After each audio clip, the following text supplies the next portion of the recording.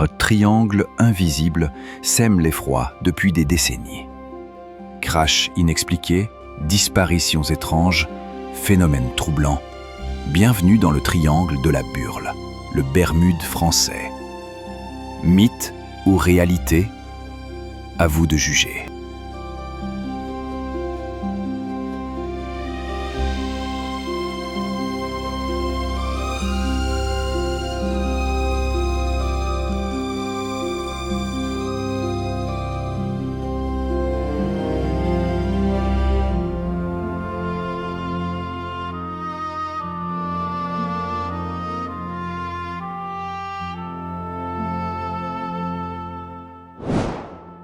Bonjour tout le monde. Je me trouve actuellement en plein cœur du triangle de la Burle. Comme vous le savez déjà, il y a de nombreux récits qui hantent ce lieu, cette zone. Et de ce fait, j'ai décidé de m'y rendre et d'aller aussi à la rencontre d'une personne qui fait énormément de recherches autour du triangle de la Burle. Et cette personne a pu enregistrer énormément de témoignages. Et cela en lien avec le domaine ufologique, mais pas que. Des êtres qu'on dirait même venus d'ailleurs. Donc il est temps d'en savoir un petit peu plus. Je vous amène avec moi. Bienvenue sur Connexion Mystère.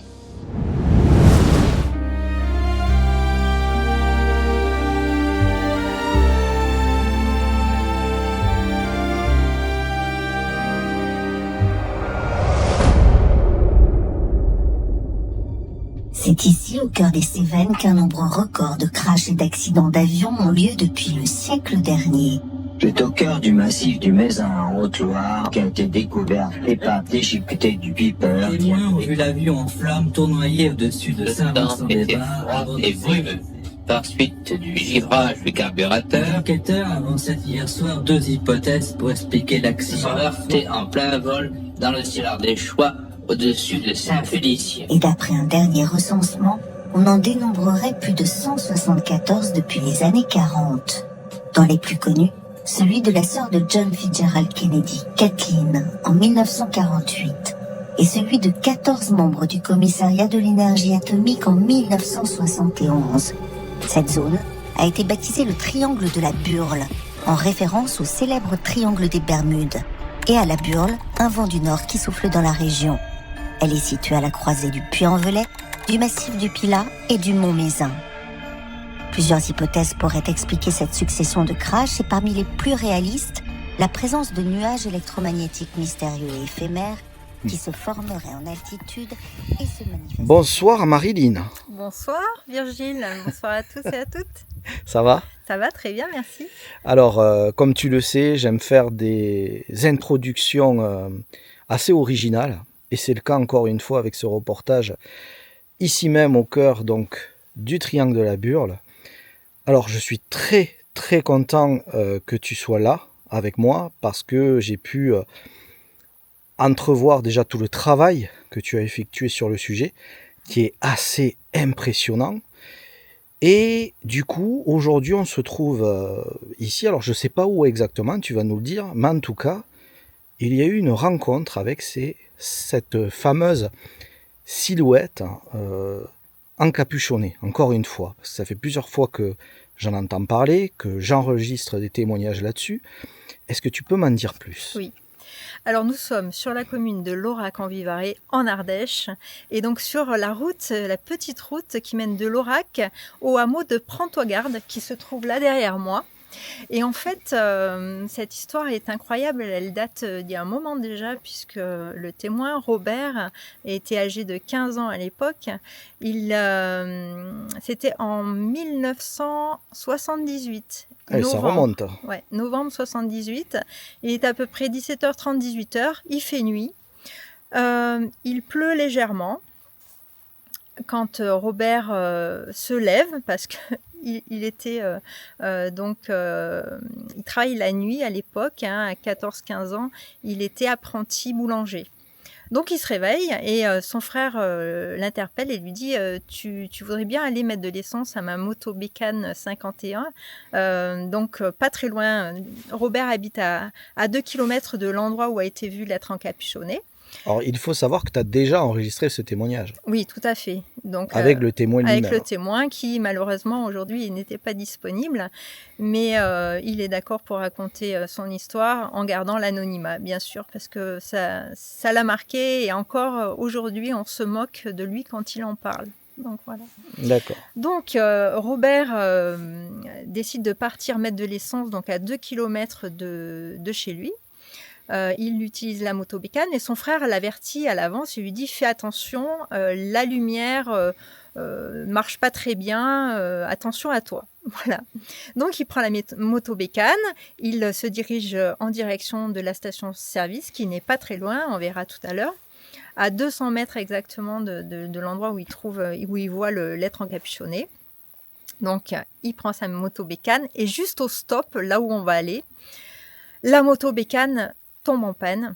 Enfin, elle tombe en panne, pas vraiment. En fait, il y a la chaîne. La chaîne, merci. La chaîne qui casse. Et donc, il s'arrête, il stoppe net. Et là, il sent une présence, quelque chose qui l'observe. Il lève la tête et là, il voit un être encapuchonné sur un tas de tuiles. Le tas de tuiles fait à peu près 1,20 m et l'être se trouve dessus. C'est un tas de tuiles qui est cerclé parce qu'ils allaient refaire le toit de la maison qui était à côté. Putain, mais c'est quoi ce machin?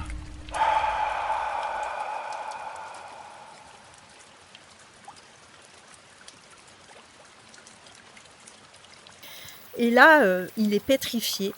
Cet être encapuchonné, déjà... Pour lui, il ressent une présence féminine quand il le voit. Et il voit pas ses pieds, il voit pas ses mains. Il semble être assis sur ces tuiles. Et là, ce qui le choque, donc c'est un être encapuchonné, une cape plutôt marron sombre et pointu. Hein, il dit comme un chapeau d'Halloween.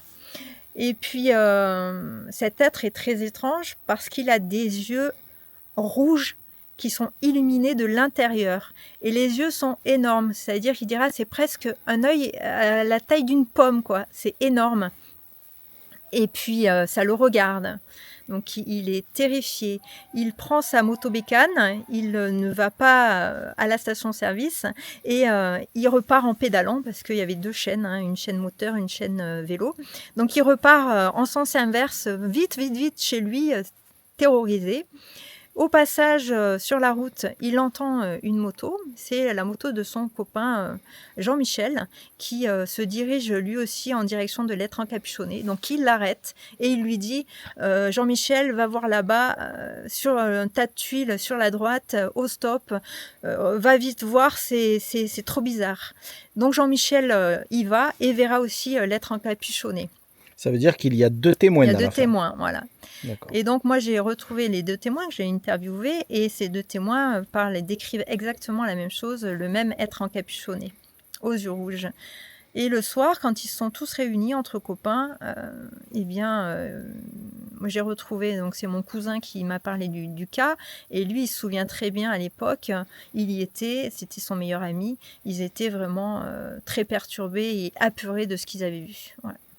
D'accord. Donc ce qu'on va faire et ce que je te propose, Marilyn, c'est qu'on va essayer de marcher là et d'aller directement sur le lieu de la rencontre pour qu'on puisse mieux comprendre et savoir où était située cette... Comment t'appellerais cette chose? Une créature, une silhouette, un être venu d'ailleurs? C'est une entité. Après, qu'est-ce qu'elle est c'est une autre question. Est-ce que c'est une hantise? Est-ce que c'est un être qui a vécu et qui revient comme ça, tel un fantôme? Est-ce que c'est un être d'une autre dimension? Est-ce que c'est un alien? On n'en sait rien. En tout cas, pour le témoin, il pense que la chaîne s'est cassée à cet endroit, pas pour rien. Hein, si la chaîne ne s'était pas cassée à cet endroit, il n'aurait pas levé les yeux et ne serait pas tombé sur cette entité.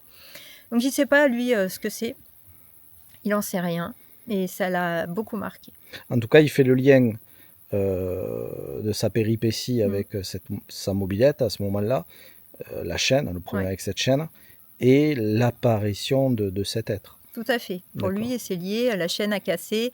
Et pour voir cet être-là, il pense que... Voilà. D'accord. Eh bien, on va se rendre Allez, on sur y les va. lieux. Allez, c'est parti. Marilyn, est-ce que tu peux nous dire exactement l'endroit où était situé cet étrange personnage? Alors en fait, il faut savoir qu'avant, ça n'y était pas là. Hein. On arrivait directement pratiquement devant la maison. Donc là, on voit pas très bien parce qu'il fait nuit, mais vous avez des sortes de lumière. Là, il y a une sorte de Vierge Marie en fait actuellement. Eh bien, l'être encapuchonné était exactement là. Voilà, ce qui est quand même incroyable puisque bon, la Vierge Marie est aussi un être encapuchonné quelque part. Donc, il était l'être placé sur les tuiles qui étaient cerclées. Et Robert arrivait par là, de cette route-là, derrière, ici, et arrivé ici au stop. Et sa moto-bécane s'est arrêtée net ici, puisque la chaîne a cassé ici. Et là, il a ressenti quelque chose, une présence qui le regardait. Donc, il a levé les yeux et il l'a vu. Donc, il était plus proche, bien sûr, que nous. Voilà, et l'être encapuchonné était vraiment au niveau de cette petite Vierge.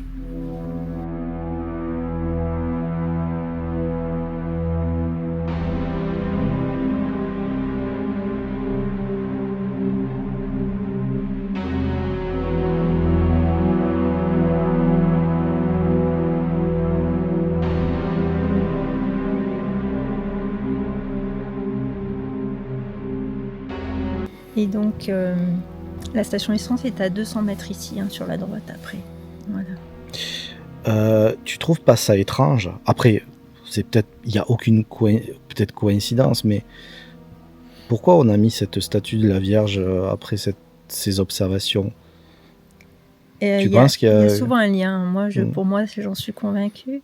Après, ce qui est marrant aussi, c'est que le jour où je l'ai interviewé, c'était le 15 août, c'était le jour de l'ascension de la Vierge Marie. Pour moi, c'est lié. Il y a toujours quelque chose d'ordre religieux, en tout cas, une croix. Il y a toujours un nom aussi qui rappelle, qui est en lien. C'est le cas du dogmane de Nice, par exemple, avec la Trinité. Il y a la croix à proximité. Là, c'est un carrefour. Le carrefour, c'est une croix. Il y a quelque chose. Et les religions, tout ça, c'est, je pense, symboliquement, à la base, il y a quelque chose de plus fort. Donc, je pense que symboliquement, c'est très fort. Il y a quelque chose. En tout cas, il y a une énergie qui se dégage de ça. Et je pense que c'est pas pour rien qu'il y a eu l'être encapuchonné ici. En tout cas, peut-être que ça voudrait dire qu'il y ait eu d'autres témoins, possiblement, mais qui n'ont pas pris la parole là-dessus. Alors c'est possible aussi qu'ils aient mis la Vierge Marie comme protection, peut-être pour plus voir cet être qui leur faisait peur, peut-être aussi, parce que pour eux c'était peut-être un être démoniaque. Le fait qu'il y ait les yeux rouges, ça rappelle quand même des êtres démoniaques, donc pourquoi pas. Et qu'est-ce qui t'a partagé le témoin sur son ressenti final? C'est-à-dire pour lui, avec du recul maintenant, c'était quoi? Est-ce que c'était quelque chose de négatif, de positif, ou il sait pas du tout? J'aimerais savoir. Alors pour lui, c'était quelque chose d'effrayant. Il a ressenti vraiment une très très grosse peur, ça l'a effrayé. Après cela, il a eu encore d'autres manifestations, notamment un visiteur en chambre. Il a vu une vieille femme qui était habillée de noir, qui l'a terrorisé, qui était au bord de son lit. Il explique très bien qu'il a voulu crier, il n'y arrivait pas, c'était bloqué, mais il a réussi à bouger, à essayer de la faire fuir avec sa main, et il a traversé cet être avec sa main, et là, ça l'a terrorisé encore plus, il s'est planqué sous la couette. Mais tout ça, c'est des expériences qui l'ont traumatisé, en tout cas qui l'ont fortement marqué et qui étaient plutôt négatives. Et après cela, il a été aussi témoin d'observations d'OVNI avec d'autres personnes. Et tout ça, ça s'est passé après l'observation de cet être encapuchonné. Oui, tout à fait. Donc comme si c'était le début, le commencement. Ouais. D'accord.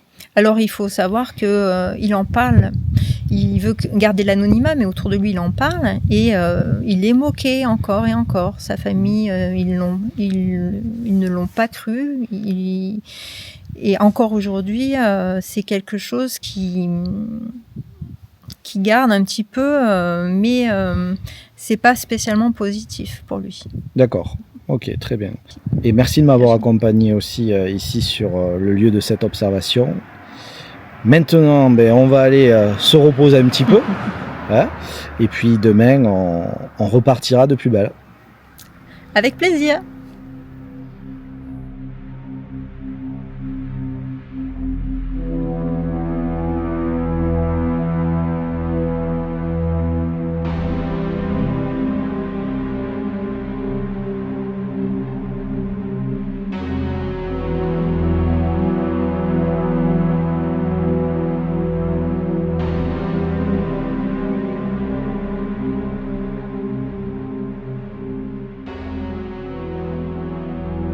Marilyn, Oui. donc je regardais le panneau.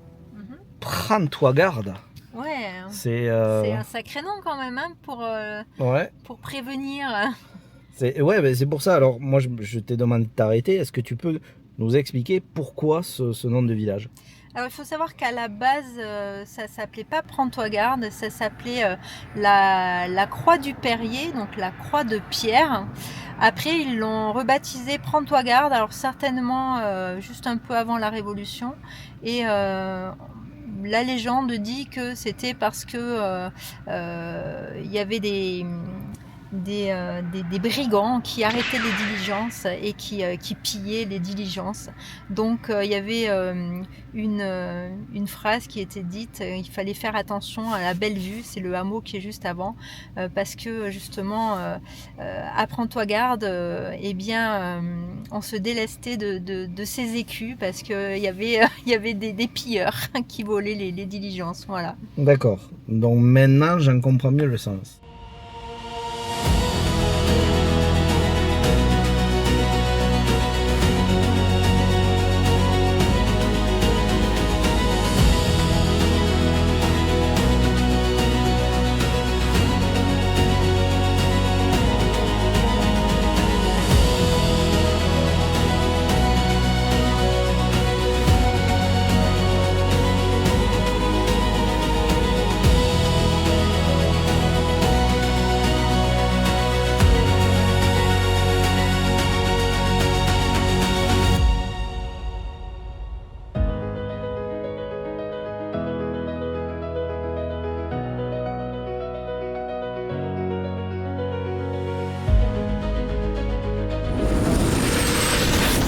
Bon, moi-même, je me suis dit, je suis bordélique. Mais non, quand l'affaire m'arrive et que je... Bon, là, c'est pas Abdel qui s'ouvre. Tu vois, la porte s'ouvre là, c'est pas Abdel. Alors je me trouve ici près d'une montagne rocheuse. Juste derrière moi, il y a différents dolmens où je vais me rendre avec Marilyn et Pierre-Antoine. Et je dois vous dire, quand même que c'est sacrément casse-gueule. Si vous venez ici, prenez le temps de regarder où vous mettez vos pieds, parce que c'est plutôt périlleux comme ascension. Donc je tenais à vous prévenir. Mais pour Connexion Mystère, vous le savez, je suis prêt à tout.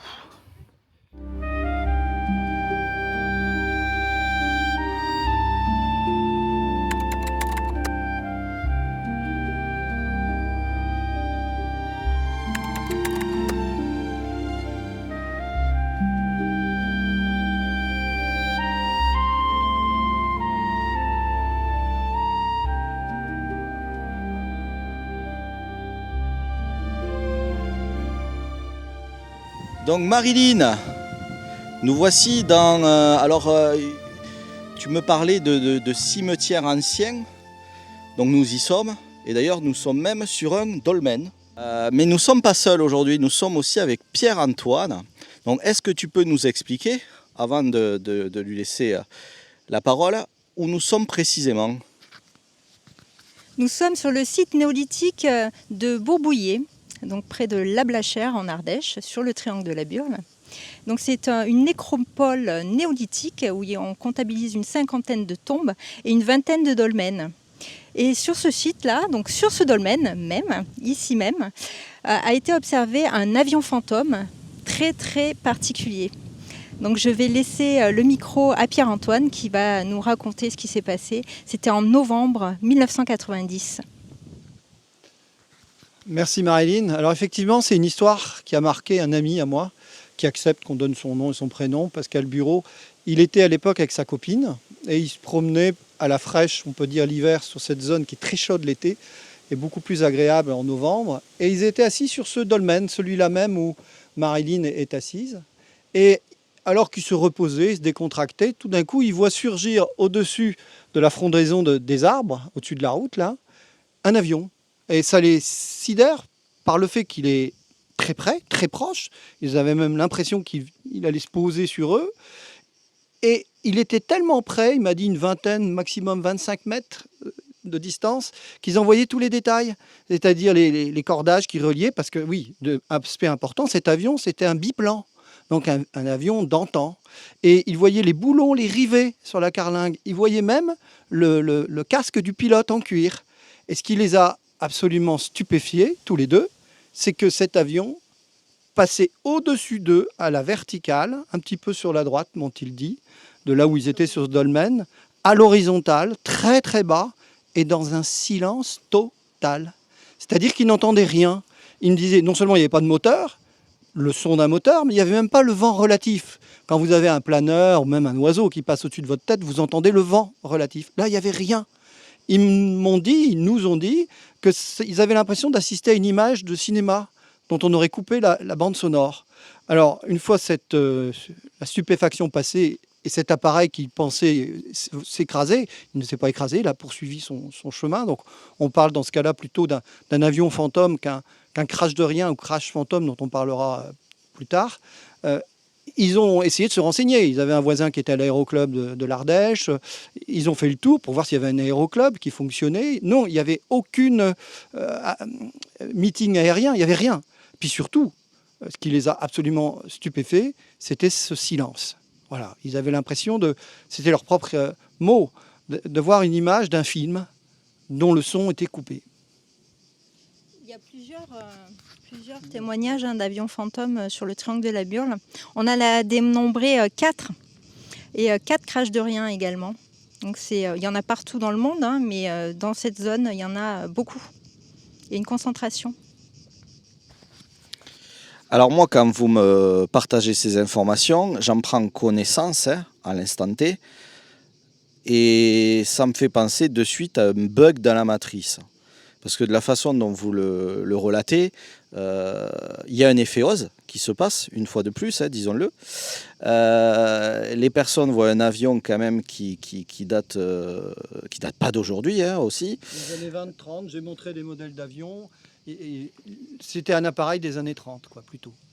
Donc il détaille bien l'observation, donc comme tu l'expliques Pierre-Antoine, jusqu'au casque, jusqu'au détail du casque. La couleur. Mais voilà, il n'y a pas de bruit, il surgit d'un coup. Qu'est-ce qui devient après cet avion? Vous avez une idée? Alors, on réfléchit là-dessus avec Marilyn, puisque dans le cadre de l'enquête que l'on mène sur cette zone singulière, on est confronté à plusieurs témoignages de ce type. Certains avec son, d'autres silencieux. Alors, on a une théorie qu'on pourra peut-être présenter par la suite, qui est la théorie de l'écluse dimensionnelle, qui a un lien avec le phénomène ufologique et pourrait aussi avoir un lien avec des phénomènes connexes, comme les dogman, comme peut-être les dames blanches, comme les êtres encapuchonnés, etc. Et tout le reste, comme dit Marilyn.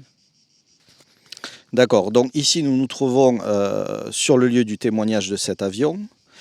Et est-ce qu'il s'est passé autre chose aux alentours? Alors oui, aux alentours, il y a pas mal de choses. Là, notamment sur le rocher de Sanson, pas très loin, il y a eu des observations d'ovnis. mais on est toujours sur la zone, c'est-à-dire que à une vingtaine de kilomètres aux alentours, il se passe tout un tas de choses.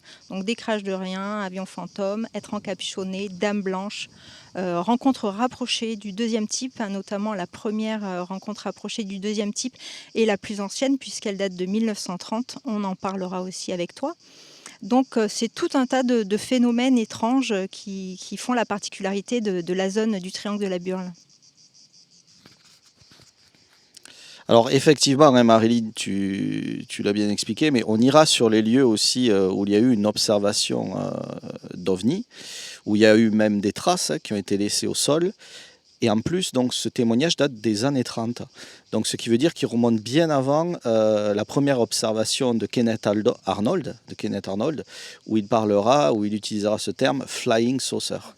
Donc, il me tarde d'y aller, d'ailleurs. Pour finir, Pierre-Antoine, tu parlais de théorie de l'écluse qui réunit tous ces phénomènes. Ce qui veut dire que pour toi, toutes ces choses étranges qui se passent ici au Triangle de la Burle seraient liées. C'est effectivement une conclusion à laquelle on arrive, bon, qui pour l'instant n'est qu'une théorie. Mais effectivement, quand Marilyn a fait son travail sur le Dogman, dans son livre, elle aborde une liaison possible entre le plan astral et le plan physique. En cela, elle relaye les travaux de Braji Belovac, qui sont à nos yeux tout à fait pertinents, mais en ajoutant quelque chose d'autre. C'est-à-dire qu'il se passerait quelque chose de bien spécifique qu'on a baptisé écluse dimensionnelle. Peut-être tu peux dire 2 mots sur le sujet. En fait, vous imaginez une écluse hydraulique, hein, c'est la même chose, c'est-à-dire un passage d'un plan à un autre. Et en fait, là, ça serait le passage d'un vaisseau, par exemple, OVNI, conséquent, hein, assez gros, qui utiliserait volontairement ou involontairement ce passage, et pour passer de sa réalité à la nôtre, d'une réalité immatérielle à une réalité matérielle, ou semi-matérielle jusqu'à matérielle. Et des entités comme le Dogman, la Dame Blanche ou d'autres entités venant de l'autre plan profiteraient de ce passage pour se glisser et venir dans notre réalité. Voilà. Est-ce que tu veux parler un peu plus, toi qui es branché théosophie un peu plus que moi, est-ce que tu veux rajouter quelque chose ? Oui, volontiers. On oppose souvent des domaines qui, je pense, sont totalement complémentaires. Et c'est en cela que je donne un coup de chapeau aux travaux de Bragy. Effectivement, il y a longtemps, des théosophes, des mystiques, des occultistes, des ésotéristes, qui ont évoqué des phénomènes qui sont maintenant aussi expérimentés par des expérienceurs, hein, notamment ceux qui sortent de leur corps, ceux qui ont des facultés métapsychiques particulières. Et cette réalité, c'est l'astral. Or, si des vaisseaux viennent de très très loin pour rentrer dans notre réalité de là où ils viennent, ils vont plus vite que la vitesse de la lumière. Or, la vitesse de la lumière est considérée comme une limite physique dans notre réalité par les savants. Par contre, dans le plan astral, on ne parle plus de vitesse de la lumière, on parle de vitesse de la pensée, ce qui est très très différent. Donc, on peut imaginer que une technologie qui aurait des millions d'années d'avance sur nous, aurait la possibilité de dématérialiser un vaisseau pour se retrouver dans cet océan quantique qui est le plan astral, parce que vous verrez, il y a beaucoup d'analogies entre le plan quantique et le plan astral, enfin l'océan d'énergie quantique et le plan astral, et qu'à la faveur de cette transmutation, ils s'affranchissent de la barrière du temps et de l'espace, et pour revenir dans notre réalité, ils utiliseraient des endroits adaptés, comme dans la réalité physique, où il y a des reliefs qui permettent à des écluses de fonctionner, mais quand même, une écluse, elle est artificielle.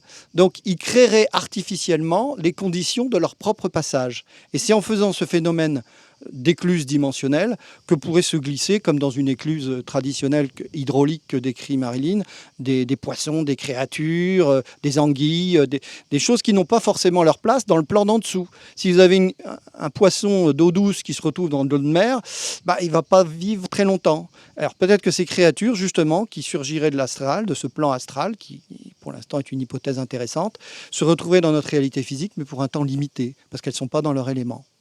C'est une hypothèse qu'on développe tous les deux.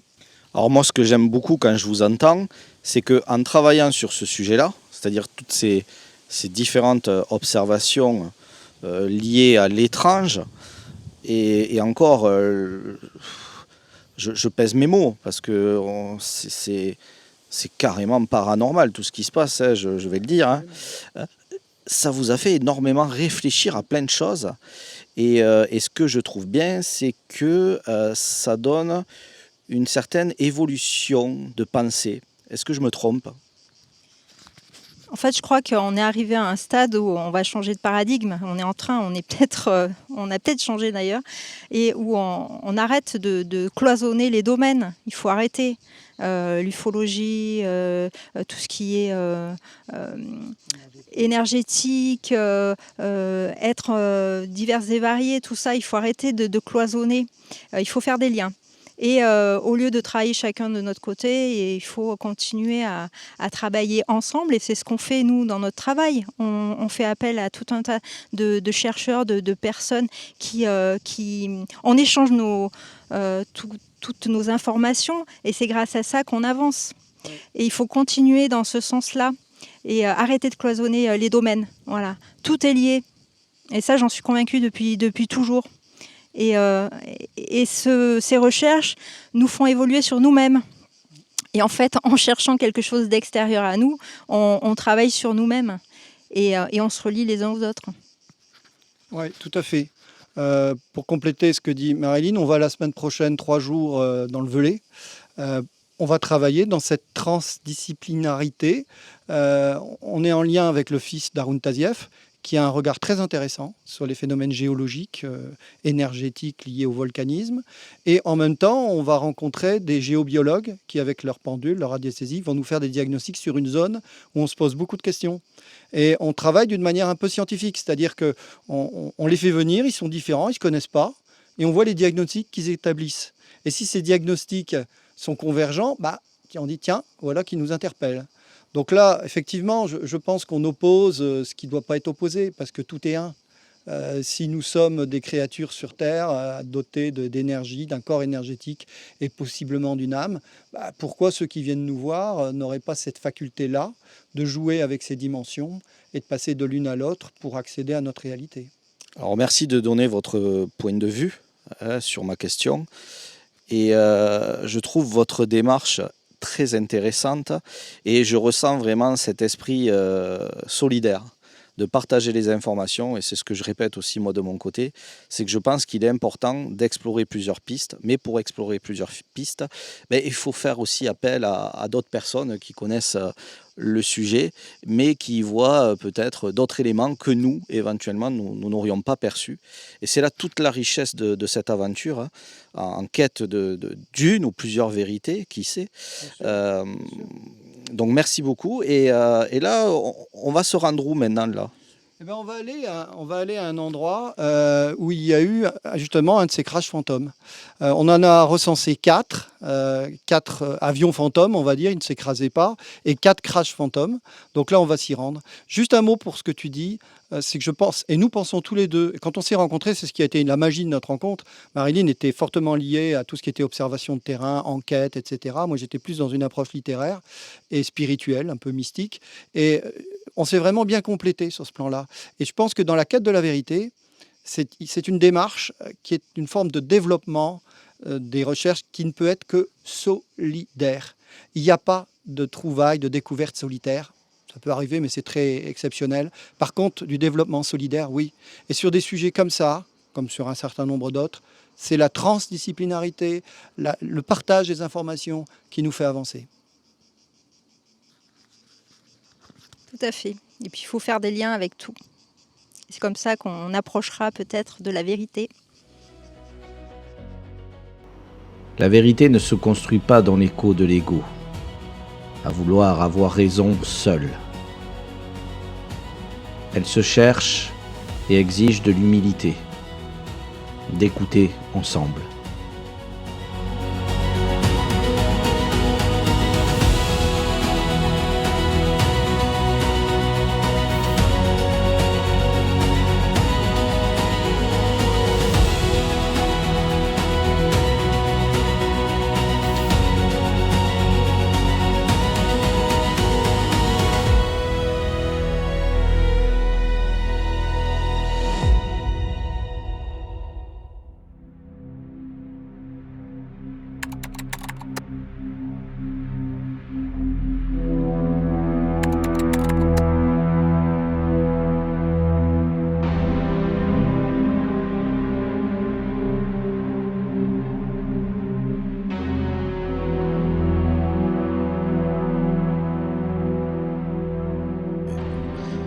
Nous voici maintenant dans un nouveau hotspot du triangle de la Burle, du fait qu'il y ait eu ici ce que vous appelez le crash fantôme de rien. Dites-moi en plus là-dessus. Alors effectivement, derrière... La pauvre, elle a fait ça, tiens bien. Tu m'as mis un vent. Elle a fait... Je voulais expliquer ce que... Alors derrière nous, il y a une route, la route départementale 104. Et à cet endroit précis, sur la commune de La Chapelle-sous-Aubenas, le 22 juin 2011, deux automobilistes qui roulaient en direction d'Aubenas voient vers 11h30 un petit monomoteur en difficulté. C'est un ULM 3 points, 3 axes, qui a une fumée noire qui se dégage de son moteur. L'avion vole bas, il leur donne l'impression de s'écraser, là, au niveau des montagnes que l'on voit. Ils appellent les secours déclenchent le plan SATER, des hélicoptères viennent, des pompiers sont mobilisés en nombre. On ratisse toute la région et on ne trouve rien. Rien auprès des aéroclubs, rien auprès du terrain d'aviation qui est à côté de chez nous, de la NAS ou celui de Ruons. Aucun appareil n'est signalé, aucun incident n'est signalé. C'est comme s'il ne s'était absolument rien passé. Et ça, ce cas-là, on a plusieurs cas dans ce type. On était tout à l'heure à la chapelle, à la Blachère, pour voir sur un site néolithique un cas d'avion fantôme. On en a 4, on en a 8 en tout avec les crashs de rien. Peut-être tu peux expliquer ce qu'est un crash de rien, Marilyn ? Donc un crash de rien ou crash fantôme ou ghost crashes pour les anglophones, c'est l'observation d'un aéronef conventionnel, un ULM, un avion, un hélicoptère. On a même le cas d'un parachute qui donc en difficulté, qui s'écrase. Et donc les secours sont alertés, le plan SATER souvent est déclenché, donc le plan sauvetage aéroterrestre. Et on ne retrouve rien, c'est-à-dire pas d'avion, pas d'aéronef, pas de victime. Et aucun avion, aucun aéronef, aucune victime n'est porté disparu. Alors parfois, il y a de la neige, on ne retrouve aucune trace. On a souvent plusieurs témoins, dont des gendarmes. Donc des cas très très sérieux et on ne retrouve rien. Alors du coup, quand je vous entends me parler de ces crashs de rien, je suis assez impressionné parce que derrière quand même il y a de la recherche. On essaye de savoir d'où vient l'avion ou la personne qui s'est parachutée. Et au final, rien. Vous n'avez aucun renseignement, aucun indice qui laisse à penser que cela s'est réellement passé. Et c'est très perturbant. Je vous avoue que c'est très perturbant. Combien de cas ont été recensés en lien avec ce sujet ? Alors, on a en tout 8 cas, on va dire, exotiques, atypiques, 4 crashs de rien et 4 avions fantômes. Il y en a probablement plus, puisque là, nous étions il y a quelques mois sur le puits à rencontrer un témoin d'un avion fantôme. Tu en parleras peut-être tout de suite après. Dans les 4 crash de rien référencé. Le premier, c'est décembre 1980. Alors là, spectaculaire, hein, des gens voient un avion, il y a un panache de fumée, on voit l'appareil disparaître derrière le mont de Vesse avec une fumée qui monte au ciel.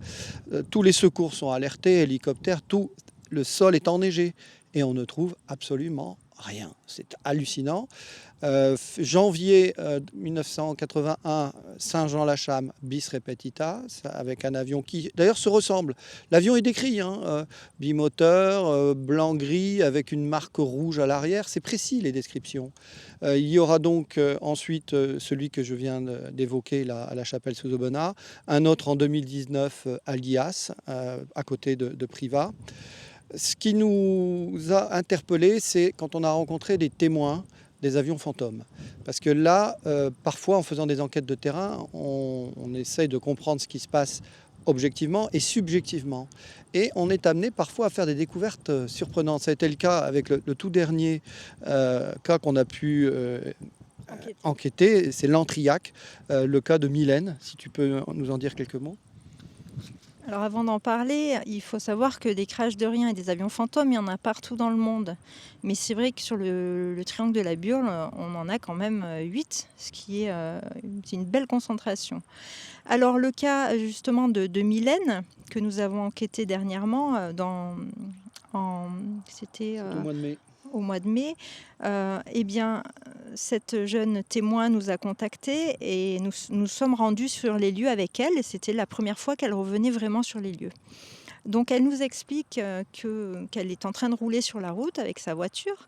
Elle a une voiture qui arrive en face, elle voit très bien la dame qui est à l'intérieur de la voiture, et elle, tout d'un coup, elle entend un bruit, comme une moto, en fait, une Harley Davidson, qui un broum broum broum.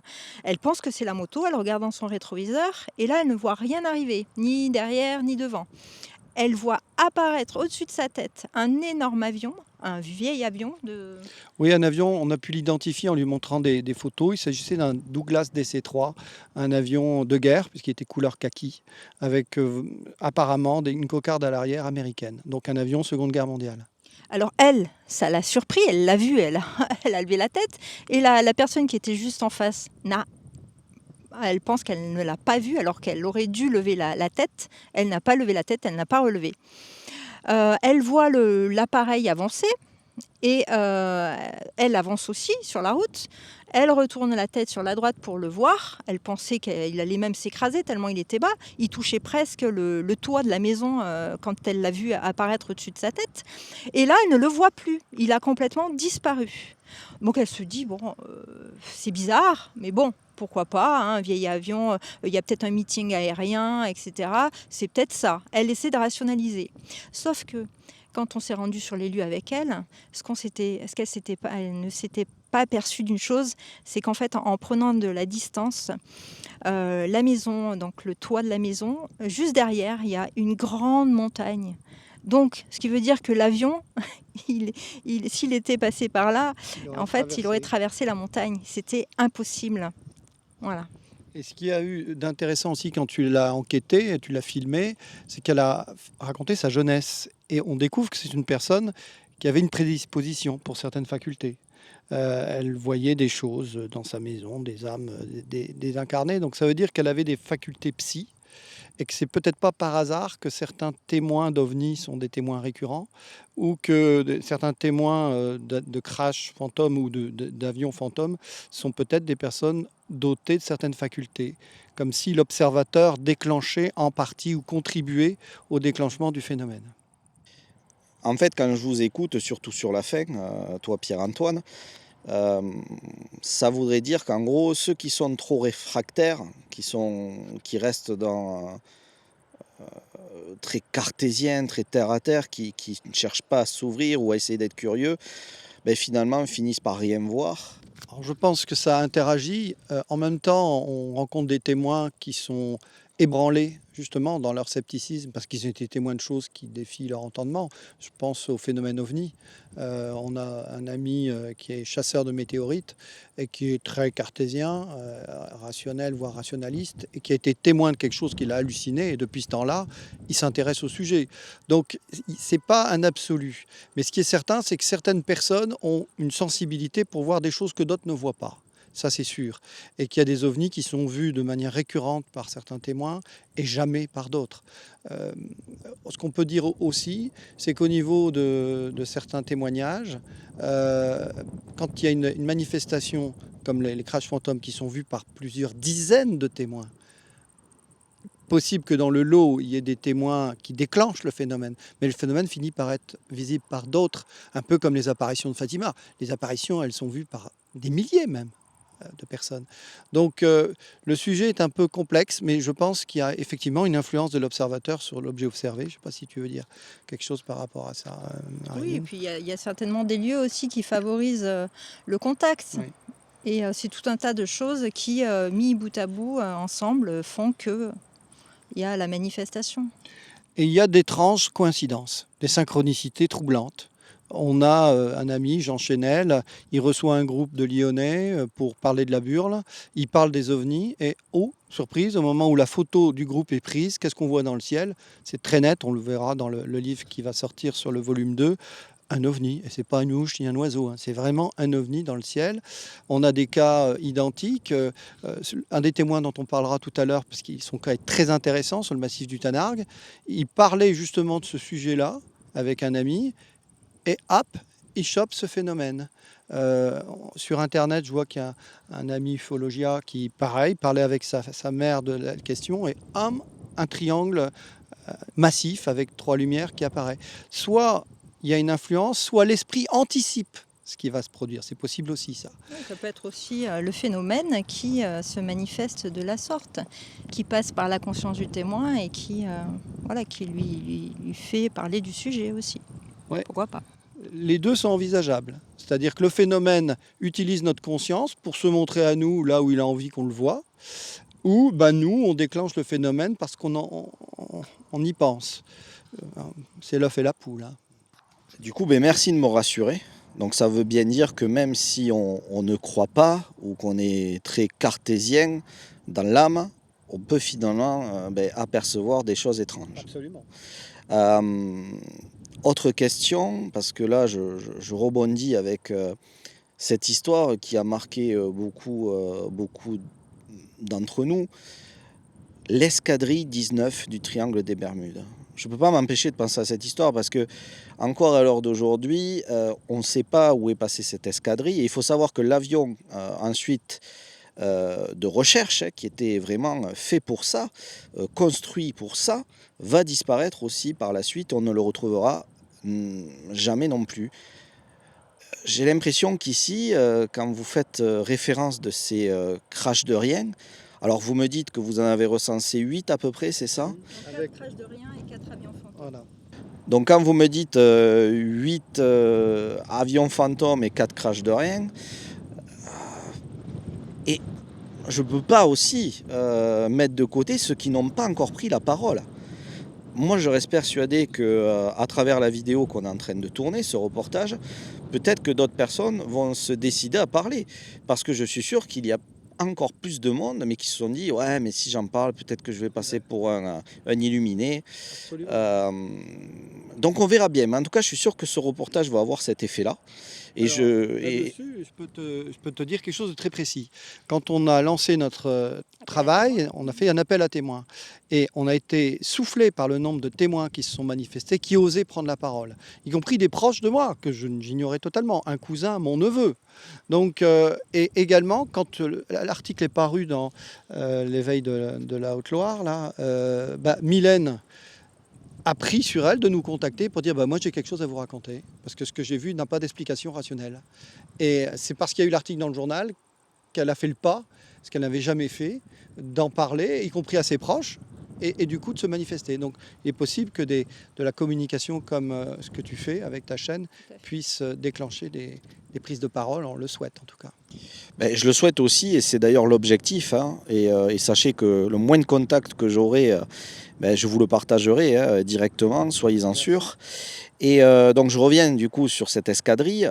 Je me dis, s'ils ont disparu aussi, sans laisser de traces, est-ce qu'ils n'ont pas d'un coup, comme ici, avec les témoignages que vous récoltez, fait une apparition quelque part à travers le monde, pas du tout de là où ils étaient, et ils ont fini Dieu sait où? Qu'est-ce que vous en pensez de cette histoire? Est-ce qu'il y a peut-être un lien à faire ou pas du tout? Alors oui, je pense qu'il y a un lien total à faire. Alors en même temps, on est à la limite du sujet, c'est-à-dire qu'on est en train de rentrer dans le domaine du paranormal. Avec Marilyn, on est confronté à des études paranormales au château de Joyeuse, pour ne pas le nommer, où il y a le phénomène que moi j'ai découvert, que je ne connaissais pas, des Jotlings. Des jotlings. Tu pourrais expliquer mieux encore moi ce dont il s'agit, mais je trouve que moi, au château où il se passe des phénomènes, j'ai été témoin de ça, direct, de 2 phénomènes jotlings. Si tu peux expliquer ce que c'est. En fait, ce sont des objets qui disparaissent et qui réapparaissent. Alors pas forcément au même endroit, et parfois des objets qui ne nous appartiennent pas, qui apparaissent dans notre appartement, dans un placard, etc. Ou qui réapparaissent pas du tout. Voilà. Donc moi j'ai été confronté au cas d'un trousseau de clés qui a disparu complètement, qu'on a cherché pendant un moment, et qui est réapparu exactement à l'endroit où il était posé, que c'était inexplicable. Le cas d'une clé qui a disparu, de manière comme par enchantement, et qui a réapparu à un endroit absolument invraisemblable, qui n'avait pas sa place. Et dans le château, d'autres témoins, des locataires, ont été confrontés à ça. Donc ce qui est vrai pour des petits objets, alors qu'est-ce qui se passe qui puisse basculer d'une réalité à une autre? Pourquoi ça ne serait pas vrai pour de grands objets, comme des véhicules, comme des avions? Oui, et puis ces avions qui apparaissent dans notre réalité et qui disparaissent, pourquoi dans l'autre sens ça ne serait pas possible? Pareil, il y a des disparitions de personnes, des personnes qui disparaissent, qui réapparaissent quelques jours après. Et pourquoi pas? Il y en a plein de disparitions et les gens ne reviennent pas. Et bien là, ça pourrait être aussi le cas. L'avion aurait pu très bien passer dans une autre dimension et ne jamais revenir. Oui, effectivement. C'est pour ça que, comme on le disait tout à l'heure, sur ce genre de recherche, on ne peut pas compartimenter, on ne peut pas isoler les domaines d'investigation, séparer la science des études paranormales, séparer l'ufologie des phénomènes de la conscience, séparer les phénomènes de la conscience du spirituel même. Parce que tout ça forme un tout, et si on est ancré sur la réalité de la vie et du vivant, il faut au contraire créer de la transversalité entre tous ces domaines pour les approcher. Merci beaucoup d'avoir répondu à toutes mes questions et aussi de m'avoir éclairé sur tout ce qui se passe ici avec ces crashs de rien, ces crashs fantômes. Maintenant, on va se rendre sur un autre lieu. Est-ce que vous pouvez déjà me dire où se situe cet endroit et pourquoi nous y allons? Alors, on va aller sur un lieu qui est un lieu emblématique sur le plan historique. Il est chargé d'histoire. C'est la Tour de Brison, sur la commune de Sagnac, où on a un point de vue panoramique grandiose sur le massif du Tanargue et sur cette zone où, dans le sud du triangle de la Burle, il s'est passé plusieurs phénomènes d'observation d'ovnis et de phénomènes type fantômes aériens que l'on vient d'évoquer. Il faut quand même savoir que la Burle est très étendue. Au nord, il y a le secteur du Pilat, où il se passe beaucoup de choses. Plus à l'ouest, il y a le secteur du Velay, qui est aussi un point extrêmement dense, avec le Mézinc en point cardinal. Et dans le sud, il y a le Tanargue, qu'on va aller voir, qui est une montagne qui, d'après les Gaulois, était la montagne du dieu tonnerre, Taranis, parce que quand il y a des orages, ça se défoule pas mal sur cette montagne.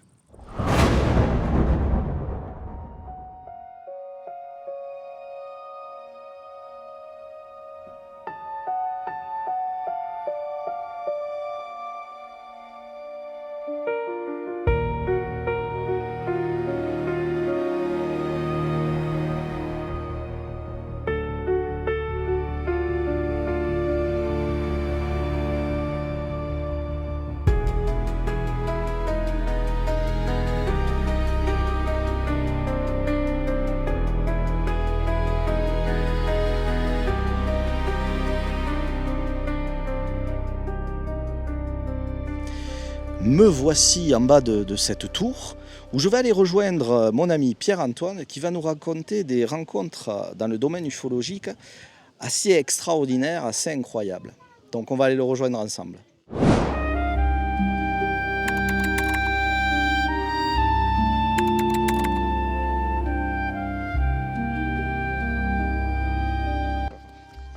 Ok, bon, tu me fais faire des péripéties, des cascades, Pierre-Antoine. Bon, en tout cas, le cadre est juste fabuleux, magnifique. Alors, nous sommes où? Explique-nous, et qu'est-ce qui s'est passé à cet endroit? Alors, nous sommes devant la chaîne du Tanargue, un massif montagneux de l'Ardèche méridionale, qui est cité par Jean Perrard dans son livre qu'il a consacré au triangle de la Burle. Il y met, avec le Tanargue au sud, le Velay, plus à l'ouest, et au nord le Pilat, les limites de son triangle, d'un triangle possible, du triangle de la Burle, parce qu'en fait, il y a plusieurs triangles qui ont été plus ou moins dessinés par ceux qui ont étudié la question. Nous, on pense que ça n'en est pas un. D'ailleurs, triangle, c'est une zone un peu plus globale. En tout cas, ici, il y a eu des observations, dans le cadre de notre enquête avec Marilyn, des observations qui nous ont bluffés. Et parmi certaines de ces observations, il y en a une que je voudrais évoquer ici même, puisqu'elle a été vue par 2 témoins. C'était en 2008. Il y avait, c'était début août 2008, c'est Bastien, qui est un maçon de Beaumont, et un ami à lui, Olivier, qui était prof à Lyon, qui, faisant une randonnée, un peu plus bas qu'ici, voit au niveau de la crête que l'on voit là, un objet qui était très clairement pour eux une soucoupe. Ils étaient plus près, bien sûr, de la crête du Tanargue que de là où nous sommes. Nous sommes là, ici, sur la tour de Brison, la montagne de Sagnac, mais qui permet d'avoir une bonne vue d'ensemble. Et au niveau de ce qu'ils ont vu, qu'ils les ont médusés, tous les deux, ils décrivent une soucoupe volante telle qu'on l'imagine, telle qu'on la voit, tournant sur elle-même, assez rapidement. Il me disait, ça avait une couleur métallisée, un peu bronze.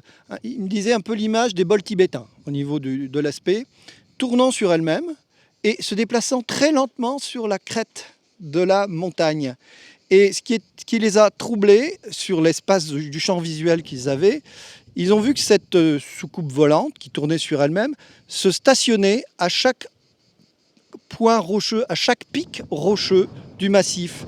Et quand elle s'arrêtait, comme là on voit comme une petite pyramide, quand elle s'arrêtait à cet endroit, il y avait un phénomène visuel qu'il m'a décrit comme étant celui que l'on peut voir quand il y a une route qui chauffe, c'est l'été. Il y a un phénomène, c'est pas de l'évaporation, il y a un phénomène de vibration de l'air. Eh bien, il se produisait ça au niveau de cet objet. À 3 reprises, il a stationné sur un des pitons rocheux, une des crêtes, et il y avait ce phénomène. Et après, il a continué son parcours. Après, il n'était plus dans le champ visuel.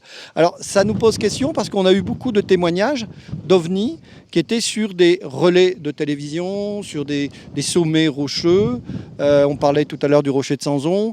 Et donc, au niveau d'une possible interprétation, on peut imaginer que ces vaisseaux venus possiblement d'ailleurs, d'une civilisation beaucoup plus avancée que la nôtre, ne fonctionnent pas et ne carburent pas au charbon, au pétrole, ni même aux panneaux solaires, mais dans une autre forme d'énergie que peut-être suggérait Nikola Tesla, et savoir une énergie magnétique, et qu'ils aient besoin pour se recharger de cette énergie d'être en certains endroits particuliers de la géographie terrestre. Donc ça, c'est une piste intéressante. On a un autre témoignage qui me rappelle celui que je viens de vous donner. Alors, il est très troublant, celui-là, c'était à Vals-les-Bains, où je vois ici une antenne de télévision. Eh bien, il y avait, c'était en 2000, alors je ne sais plus, Vals-les-Bains, je vous repréciserai l'année parce qu'il faut que je revoie le catalogue. En tout cas, je crois que c'est 2001. Il y a Daniel, qui est un chef d'entreprise, pilote privé d'avion, à la tête d'une entreprise d'ingénierie et de nouvelles technologies. Sa femme, qui était pharmacienne en l'occurrence, sa fille, l'ami de sa fille, tous les 4 ont vu un ovni, une soucoupe, pareil, qui descendait le long de la Volane, puis qui est monté sur un pic rocheux où il y avait un relais de télévision, comme ici. L'objet s'est mis à la verticale de ce relais de télévision, puis s'est mis à tourner sur lui-même. Et en tournant sur lui-même, il s'est transformé en une boule blanche, une boule de lumière, qui est partie à la verticale à une vitesse ascensionnelle ahurissante selon lui, et qui suivait une courbure qui rappelait une orbe, un peu comme la courbure de la Terre. Ça, c'est un témoignage unique. Et je tiens à dire que dans le cadre de l'enquête qu'on a menée avec Marinine, ce qui m'a vraiment, moi, impressionné, c'est ces témoignages qui sont bluffants et où on voit la force de la conviction. Bien évidemment, cette personne a posé son témoignage à la gendarmerie, n'a pas été pris au sérieux. Il est même allé jusqu'à Toulouse pour faire sa déposition auprès du GEPAN, qui n'a même pas jugé bon de l'enregistrer. Alors qu'elle est, pour moi, exceptionnelle, comme celle que je viens de citer de ces 2 témoins sur le Tanargue.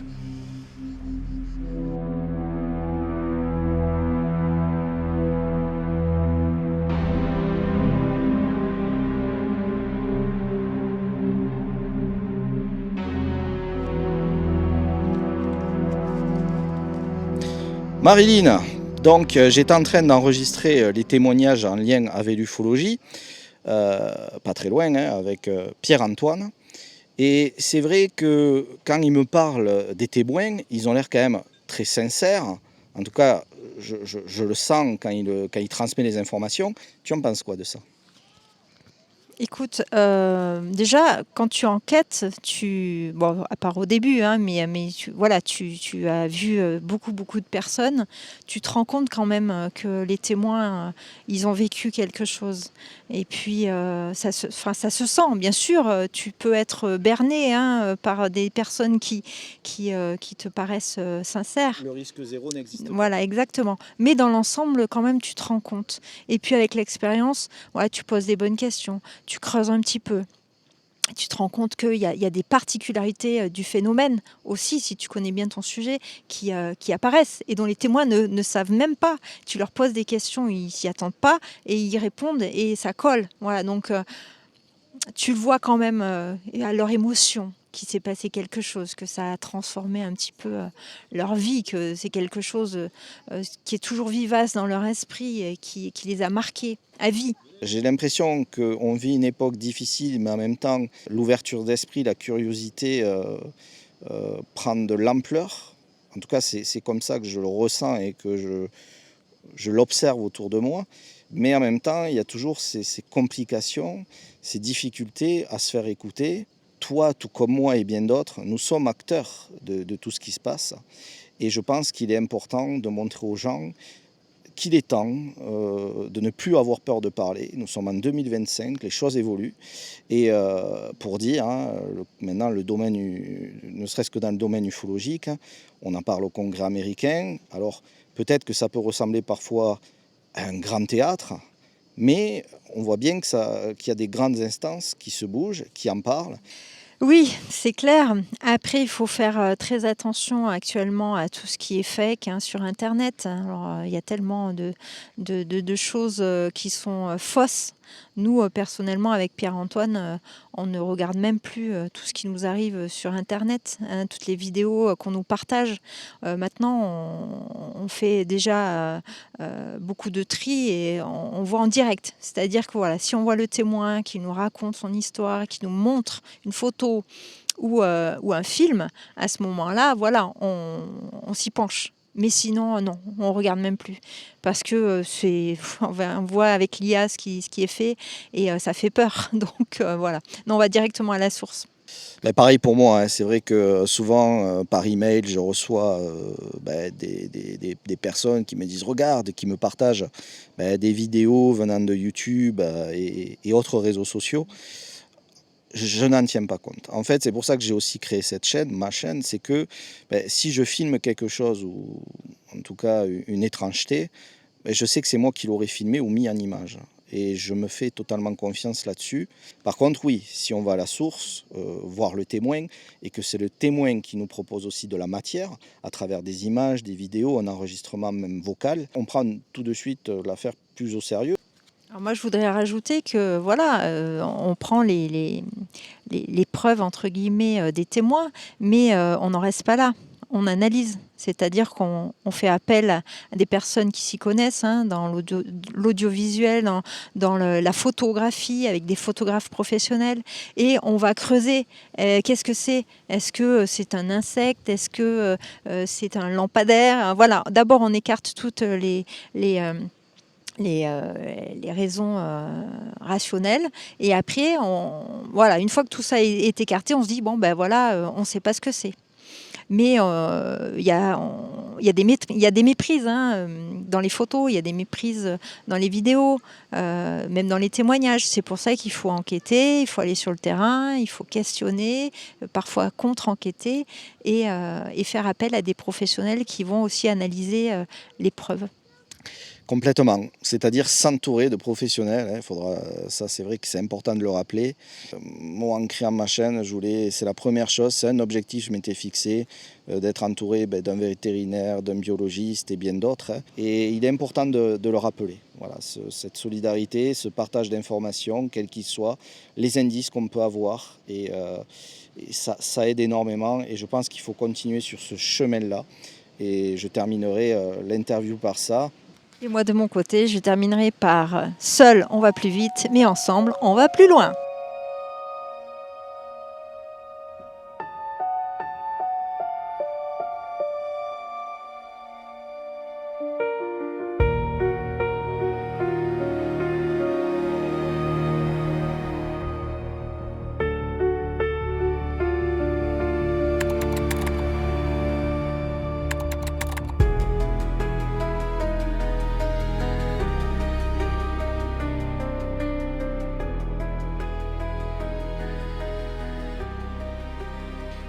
Me revoilà avec Pierre-Antoine et Marilyn.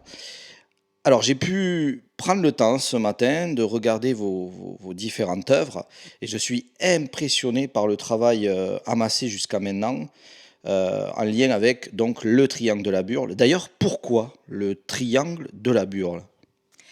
Alors, pourquoi le triangle de la Burle? En fait, c'est le premier auteur qui a écrit sur le sujet, qui l'a baptisé ainsi. En fait, c'est Jean Perrard, qui est en quelque sorte le lanceur d'alerte sur l'affaire, puisque c'est lui qui publie le premier ouvrage sur le sujet. Il fait référence au best-seller de Charles Berlitz sur le triangle des Bermudes, en fait. Voilà pourquoi le triangle de la Burle. Et la Burle, c'est un vent du nord, un vent froid, glacial, qui est accompagné de neige et qui souffle sur les hauts plateaux d'Ardèche et du Velay. Voilà pourquoi l'appellation. Alors, on va le voir, ce n'est pas un triangle, mais on a gardé l'appellation puisque cette zone est appelée ainsi depuis toujours et est connue sous cette appellation-là. Alors, la zone, elle se délimite ainsi, enfin, telle que nous, on l'a délimitée par rapport à toutes les sources d'informations qu'on avait sur le sujet. Donc, au nord, avec Saint-Étienne et le massif du Pilat. À l'est, le sillon rhodanien avec Valence. Au sud, Alès et les Cévennes gardoises. Et à l'ouest, nous avons le Puy-en-Velay avec les monts du Velay. Voilà. Donc c'est une zone de 7000 km². C'est grand. Dont l'Ardèche est le centre et qui déborde sur les départements limitrophes qui sont la Loire, la Haute-Loire, le Gard, la Drôme et la Lozère. Voilà. Alors, à la base, il faut savoir que c'est un éditeur qui m'avait contacté et qui voulait que je fasse un ouvrage, un travail sur le sujet qui soit un ouvrage sourcé, documenté, avec des enquêtes, des contre-enquêtes, des rapports de témoins, une bibliographie. C'est ce dans quoi je me suis engagé jusqu'à ce que je rencontre Marilyn, qui est devenue plus qu'une auxiliaire, elle est devenue la co-autrice de ce travail. Et on s'est employé, la première chose, à essayer de faire parler les chiffres, de voir dans quelle mesure on parle d'une réalité tangible ou d'un fantasme.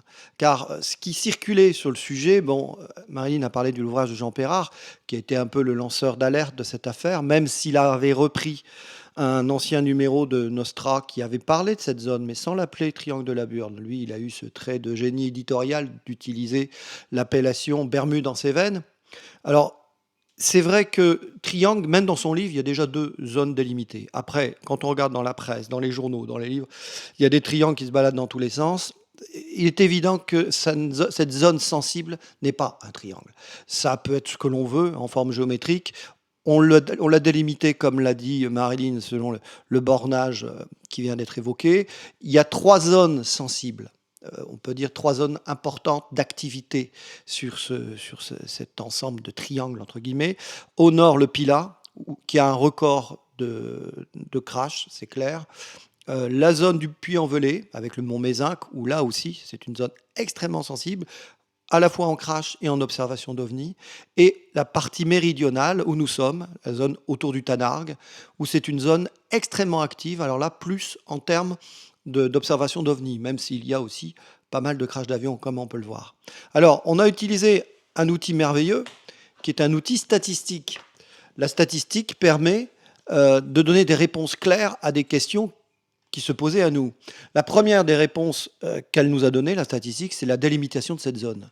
Et là, c'est là qu'on a vu que ça n'était pas du tout un triangle, que c'était plus étendu dans une direction que dans une autre. On est parti des chiffres globaux des accidents aériens sur toute la France et des observations d'OVNI, grâce à un site qui est... Base OVNI France de Luc Chastan. Voilà, qui recensait des milliers d'observations, et des observations sérieuses, hein, qui ne sont pas l'ISS ou une rentrée dans l'atmosphère d'un objet quelconque.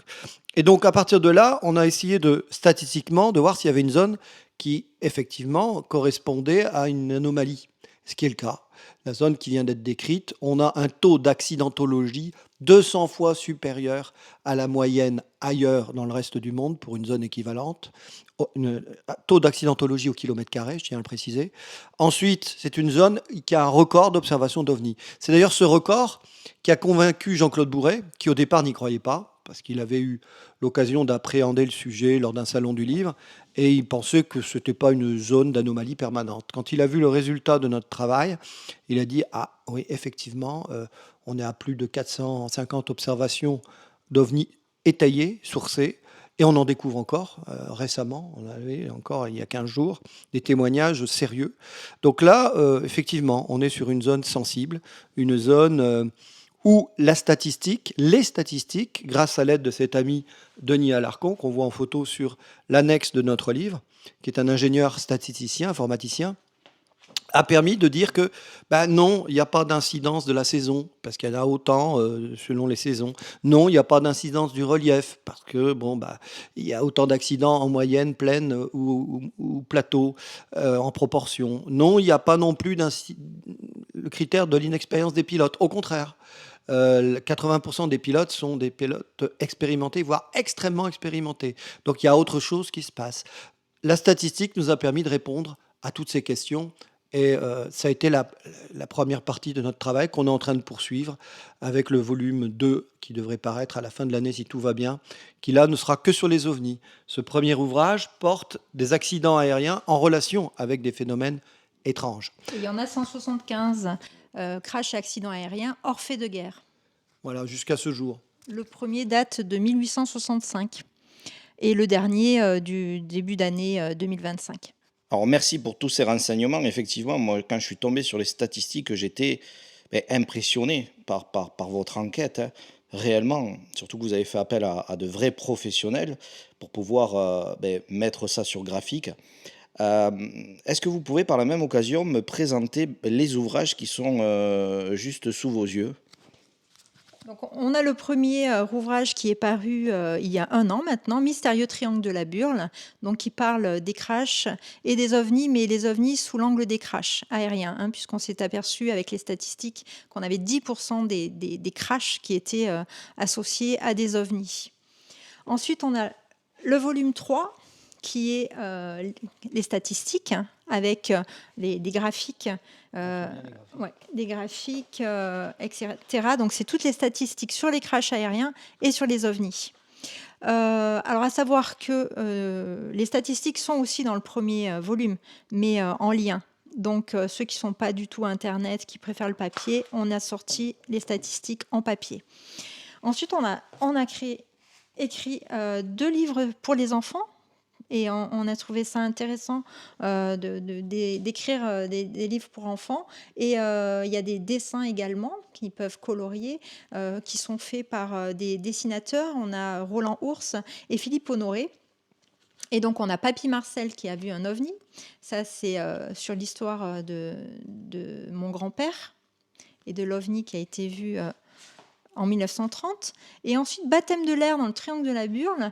Donc, c'est un pilote, un vrai pilote, hein, qui existe et qui est aussi dans notre volume 1, qui est aussi photographe professionnel et qui a pris en plein vol lors d'une défaillance technique. Enfin, en tout cas, on ne sait pas trop ce qui s'est passé.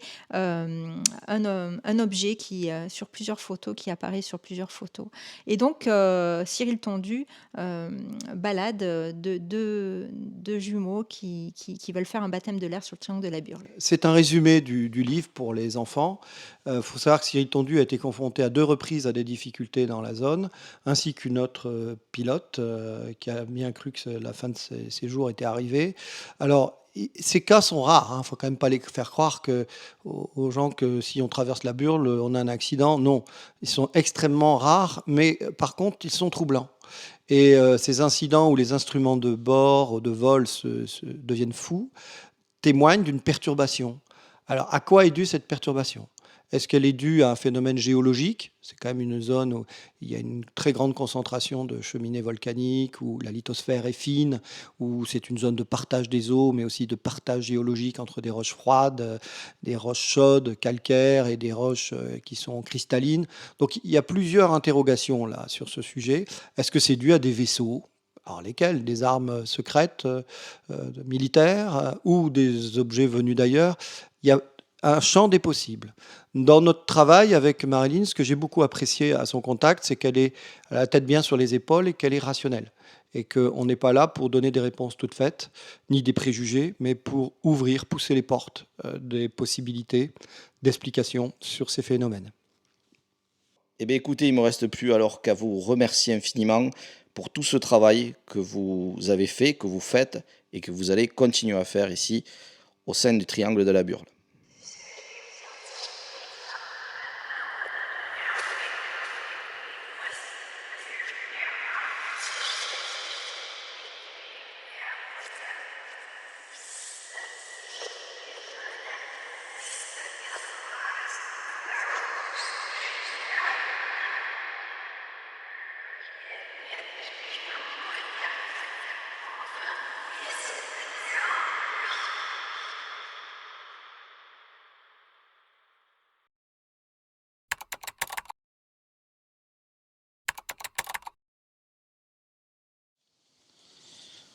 Me revoici dans un endroit que vous avez déjà aperçu au début du reportage.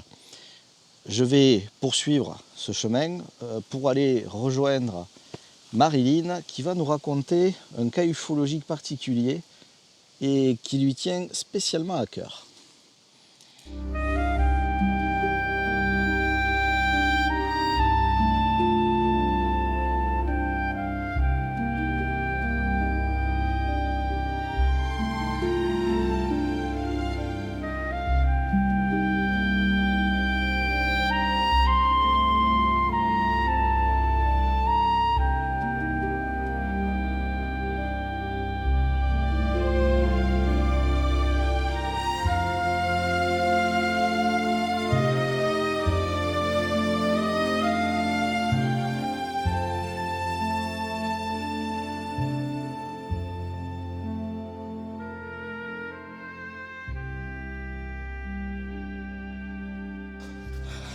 Marilyn, je te propose, pour ce que tu vas nous raconter dans quelques instants, de remonter le temps. Comment pouvons-nous faire? Est-ce que tu as une idée? Écoute, on est au bon endroit, au bon moment, pour remonter le temps. Nous allons, avec cette machine, remonter le temps et aller le 15 avril 1930.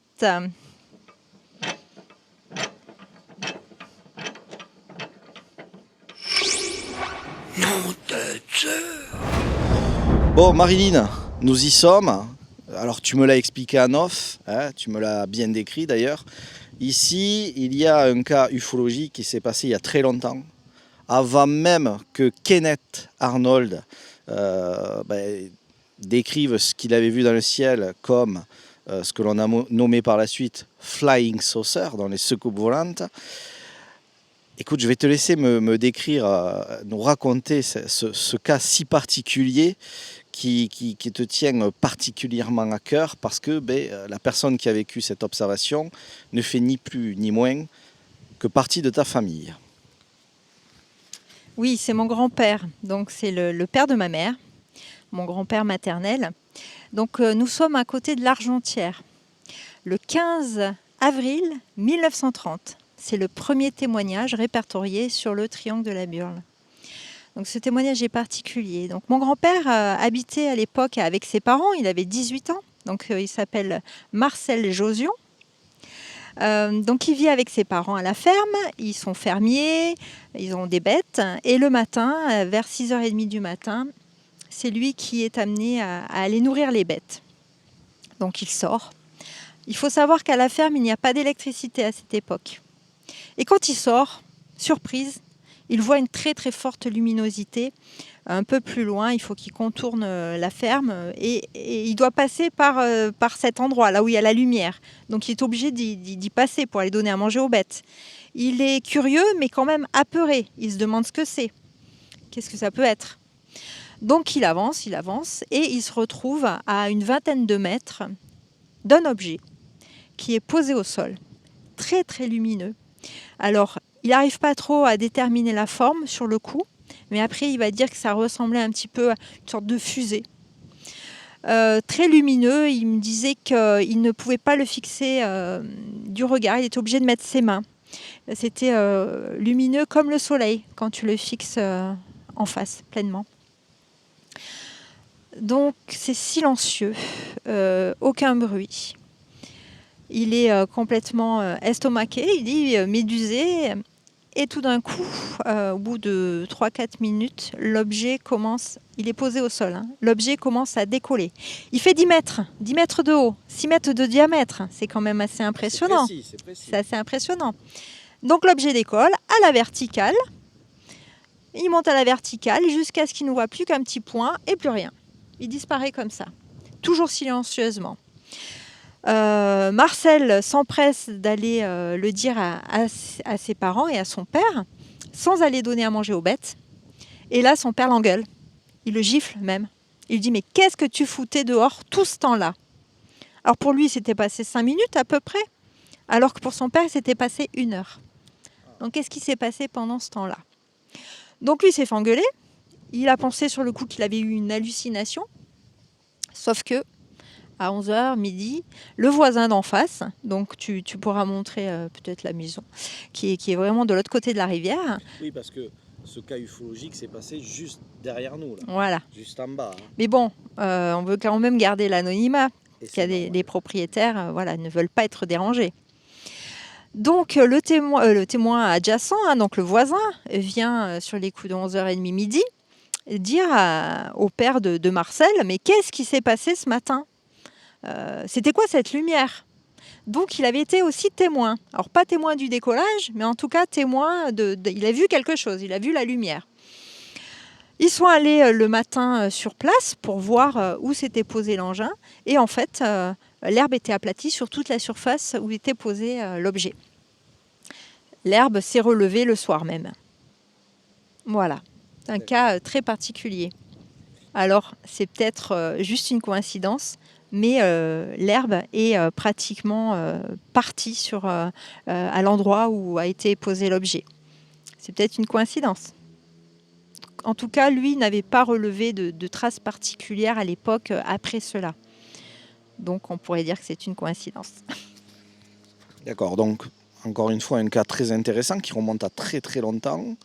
Est-ce que ton grand-père, durant toute sa vie, jusqu'à qu'il nous quitte malheureusement, continuera de parler de temps en temps de cette histoire comme un fait marquant dans sa vie? Jusqu'à la fin, donc il est décédé à 99 ans, il m'en parlera jusqu'à la fin. Et il en parlera aussi ouvertement devant sa famille, mais je suis la seule avec sa femme, donc ma grand-mère, à le croire. Tout le monde se moquait de lui. Et ben en tout cas, sache que en partageant ce récit, celui de ton grand-père, on va lui faire un petit coucou de là où il est, s'il nous regarde, au moment où on est en train de se filmer tous les deux, où tu nous partages son histoire, et on va lui dédicacer ce passage de ce reportage, parce qu'en plus on est juste à côté, donc voilà, moi je peux m'immerger et mieux comprendre, donc je sais où l'objet a atterri, et tu m'as tout montré, donc je peux me faire vraiment une idée globale de cette observation. Maintenant, comme tu l'as dit, il y a des gens qui veulent rester dans l'anonymat parce que maintenant cette propriété n'appartient plus à celle de ton grand-père.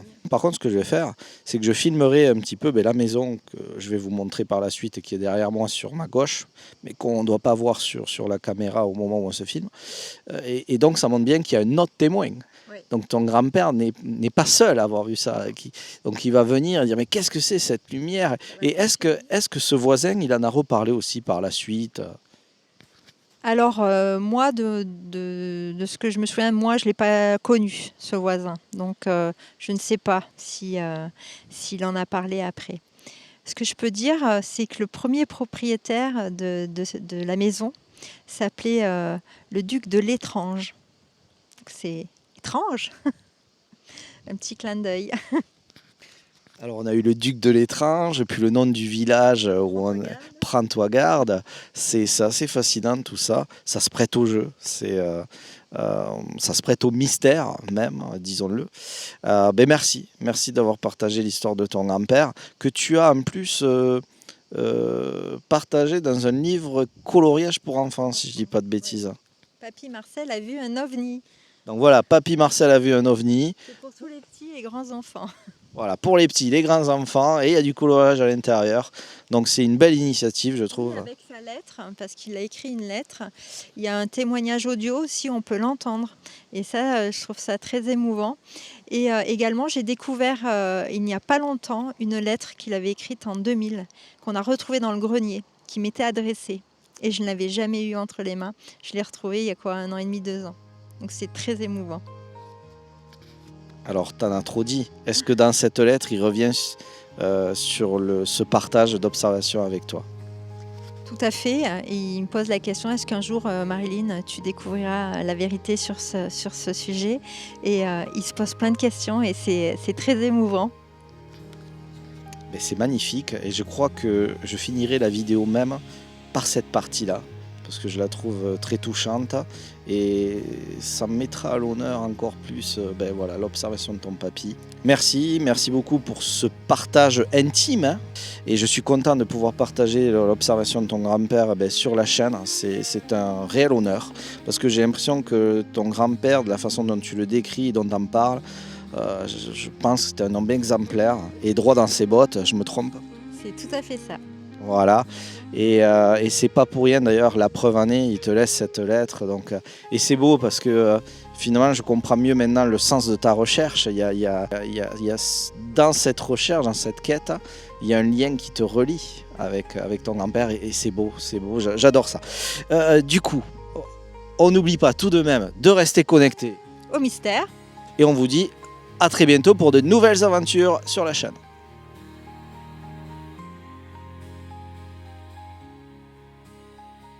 Robert. Et qu'est-ce que j'aperçois dans la cour, là-bas je vous montrerai même tout à l'heure, une grande lumière étincelante. J'ai dit tiens, c'est curieux, parce qu'à cette époque-là, nous n'avions pas encore l'électricité. J'étais stupéfait. Alors je me suis avancé, un peu craintif et en même temps poussé par la curiosité pour voir un peu de quoi il s'agissait. Et cela, ça a duré au moins 3-4 minutes. Moi, je suis rentré, j'ai raconté l'affaire à mon père qui était là. Vous savez, sur ce point de vue-là, la plupart des gens sont plutôt sceptiques. Hein. Moi-même, je me demandais, est-ce que j'étais bien éveillé? Est-ce que j'ai pas subi une hallucination quelconque? Mais les faits en seraient restés là si il n'y avait pas eu un témoin, un voisin qui habitait à combien 200 mètres de chez nous, qui à la même heure était sur son balcon. À midi, il vient ici, il me dit, mais dites, qu'est-ce qui s'est passé chez vous ce matin? On a vu là-bas une grande clarté. Ah, mais j'ai dit, eh bien, heureusement, vous confirmez, j'ai tapé sur l'épaule, j'ai dit, eh bien, mais je suis bien heureux parce que vous confirmez ce que moi-même j'ai vécu, parce que j'étais vraiment, il m'a confirmé l'affaire. Petit écoute, ce que je sais, dans ce triangle, un secret que seuls les cœurs ouverts peuvent capter. Trouve les traces, suis les éclats, tu verras ce que je vis là-bas.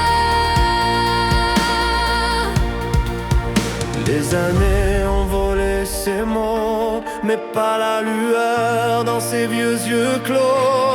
Avant de partir, il m'a confié: trouve la vérité. Me voilà seule, la boussole à la main, sous un ciel étrange, entre ombre et matin. Et dans